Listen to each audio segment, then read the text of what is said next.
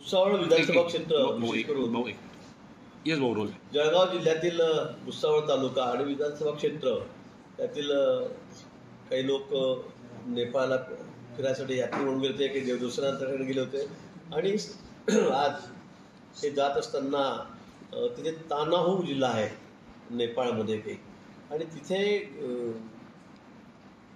जाताना डोंगरावरून जावं लागतं, खूप गर्व आहे, वळण रस्ता आहे आणि तिथे बस जी उत्तर प्रदेशवरून त्यांनी घेतलेली होती ती बस पूर्ण त्या दरीमध्ये कोसळली. खाली नदी, तिचा फ्लो खूप तीव्र आहे तिचा प्रवाह, आणि त्या नदीमध्ये ही बस गेली आणि तिथे खूप लोक जखमी झालेत.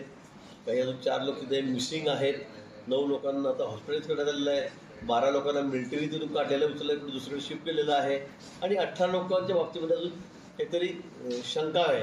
आणि मी सांगणार नाही की त्या 18च्या 18 त्या ठिकाणी तिथं काही मृत्यू झाला का काय, पण अजून आम्ही दिल्लीला एम्बॅसीशी बोललो, आम्ही तिथल्या स्थानिक अधिकाऱ्यांशी बोललो, तिथले मिलिटरीचे अधिकारी आहेत त्यांच्याशी आमचा संपर्क झाला, पण अजून एक्झॅक्ट आकडा समोर येत नाही. कारण ती दरीमध्ये खाली गाडी पडलेली आहे आणि तिथून जे यात्री आहेत अपघातग्रस्त झालेले त्यांना काढण्याचं काम त्या ठिकाणी सुरू आहे.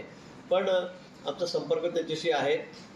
तिथे कुणीतरी गेलं पाहिजे आपल्याकडून, पण तिथे सगळे एन्जॉर्ड आहेत आणि म्हणून इथून त्या तालुक्यातले आमदार आहेत आमचे संजय सावकार आहेत, विधायक आहेत, MLA आहेत, ते आमचे अमोल जावळे, जिल्हाध्यक्ष BJPचे परीक्षित, आमचे भुसावळ तालुक्याचे अध्यक्ष आहेत, हे 3-4 जण आता तिकडे भुसावळहून इंदोर आणि इंदोरहून विमानाने त्या ठिकाणी निघालेले आहेत. मला वाटतं रात्री उशिरापर्यंत ते या स्पॉटवर पोहोचतील आणि जे सगळे अडचणीत आमचे लोक आहेत त्यांना त्या ठिकाणी मदत करतील.